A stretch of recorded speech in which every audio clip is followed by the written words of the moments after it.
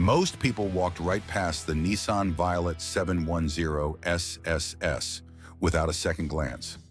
Nothing about its narrow body or simple grille suggested this little sedan was about to become one of the toughest machines Japan ever sent into battle.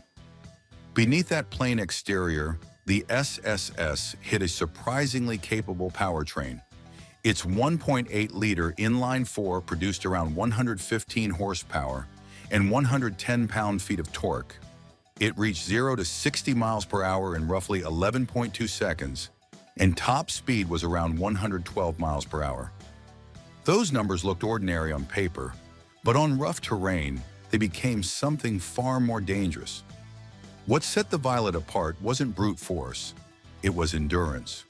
On the infamous East African Safari Rally, where heat, dust, rocks, and wildlife destroyed cars far stronger on paper, the Violet refused to die.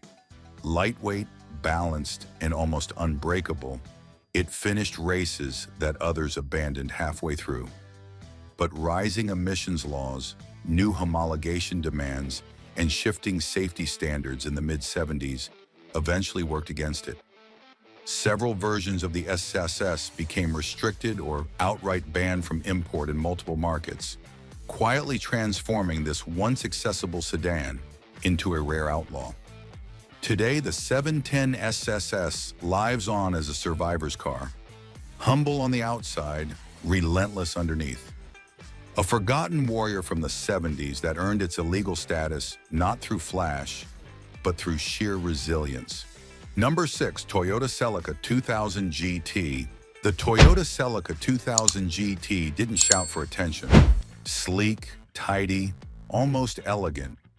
It looked more like a stylish weekend cruiser than a machine capable of surprising bigger competitors on tight roads.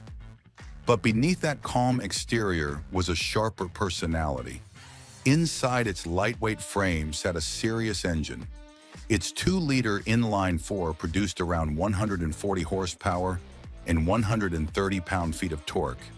It reached 0 to 60 miles per hour in roughly 9.8 seconds, and top speed was around 118 miles per hour.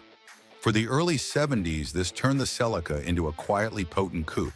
Sharp steering, a balanced chassis, and rear-wheel drive made it feel naturally confident in corners.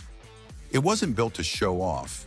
It was built to handle, to carve, to stay composed even when pushed hard. But global emissions rules tightened quickly in the mid-70s.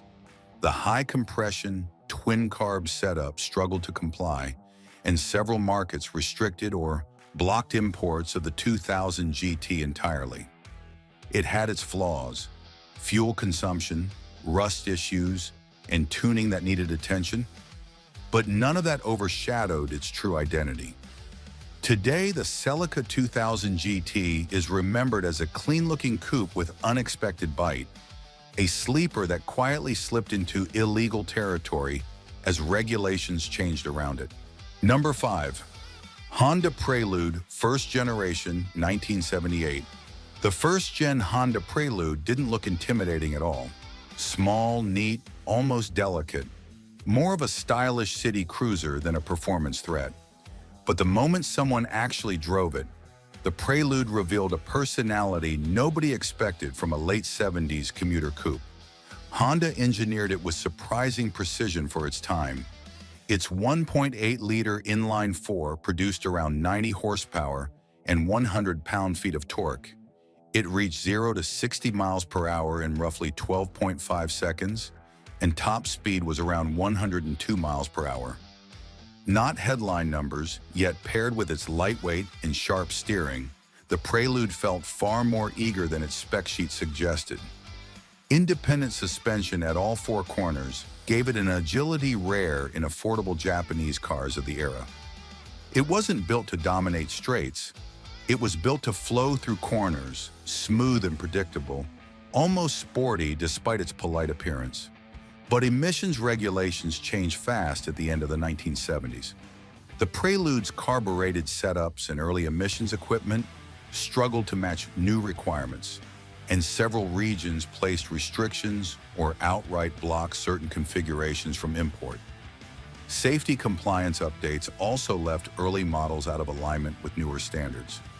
Of course, it had drawbacks: modest power, simple interiors, and engines that demanded regular tuning. But its charm wasn't in raw numbers.